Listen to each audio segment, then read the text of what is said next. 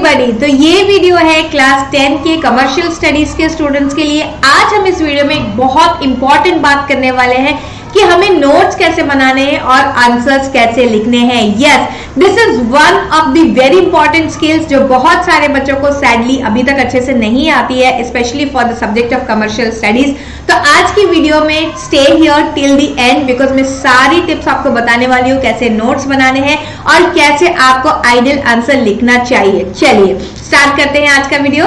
आ गई हूँ यहाँ पर जहां मैंने ऑलरेडी नोट्स बनवाए हुए हैं। ये मेरे द्वारा लिखे गए नोट्स हैं। ये कहाँ पर होता है मैम? जब हम यहाँ पर लेते हैं फेस टू फेस क्लासेस, वहां पर ये होता है। एंड इनफैक्ट मेरे जो पेड कोर्सेज के बच्चे हैं उनके साथ भी ऐसा ही नोट्स लिखा जाता है। उनको रिकॉर्डेड लेक्चर प्रोवाइड किए जाते हैं और उनको इन नोट्स की पीडीएफ भी प्रोवाइड करी जाती है। तो अगर आप भी चाहते हैं कि आप हमारे साथ जुड़ जाएं और हमारे से पेड कोर्सेज परचेज करें तो डाउनलोड अवर ऐप कृष्णास क्लासेस, जिसकी लिंक दिया हुआ है डिस्क्रिप्शन बॉक्स में।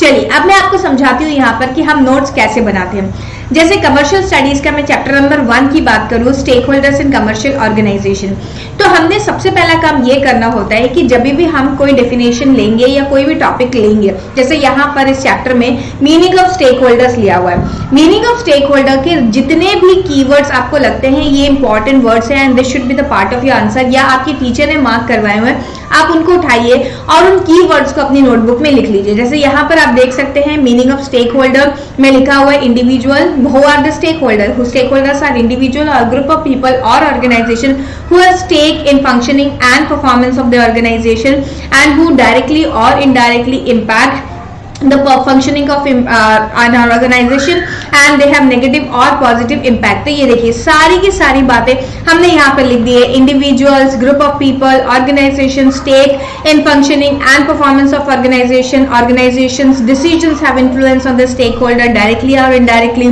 Similarly stake holders have impact on the organisation in a positive और negative way. And positive way में क्या करते हैं वो? They provide resources. Negative way में what do they do? They में ब्लॉक और interrupt the functioning of an enterprise. सो ये सारी की सारी चीजें हम लोगों ने यहाँ पर इंपॉर्टेंट कीवर्ड्स के फॉर्म में लिख लिया है। एंड इसी तरीके से हमने आगे भी किया है। जैसे मैं इंटरनल स्टेक होल्डर का आपको एग्जांपल दूं तो इंटरनल स्टेक होल्डर के कीवर्ड्स है, it is internal stakeholders are involve in the organization from within the organization. They are the owners, they are the shareholders, they are the employees, they are the employers, they supply capital, they have the important stake in the organization, they assume risk, they provide mental and physical effort and they ensure smooth functioning of the organization. Whereas if we talk about the external stakeholder, उनसे related keywords क्या है?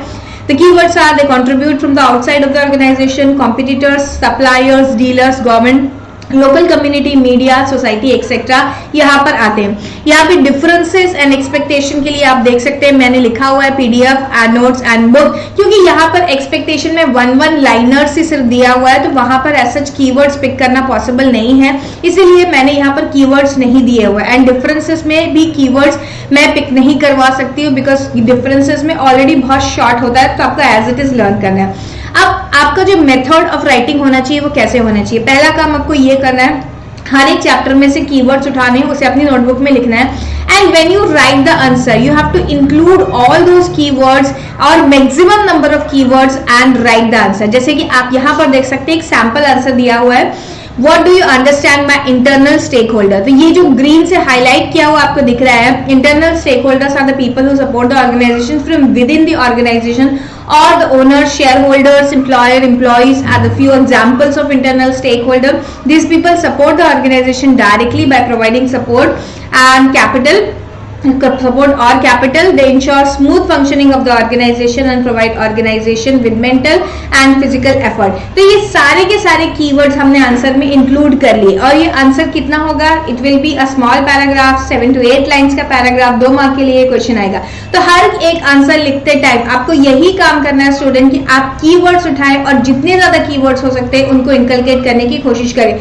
Initially हो सकता है आपको ये काम देख कर करना पड़े, मतलब कि you keep the keywords open in front of you and then उसके बाद आप उसको नोट डाउन करें, लेकिन that is okay, that is completely fine. Initially आप थोड़े दिन तक ये काम करेंगे एंड देन लेटर ऑन ये आपकी प्रैक्टिस में आ जाएगा, तो आपको पता चलेगा कि आप जो आंसर लिख रहे हैं वो सही आंसर हो रहा है या नहीं हो रहा है। क्योंकि कई बार ऐसा होता है कि बच्चों को तो लगता है कि उन्होंने बहुत अच्छा आंसर लिखा and they have written everything possible, but फिर भी मार्क्स नहीं मिले।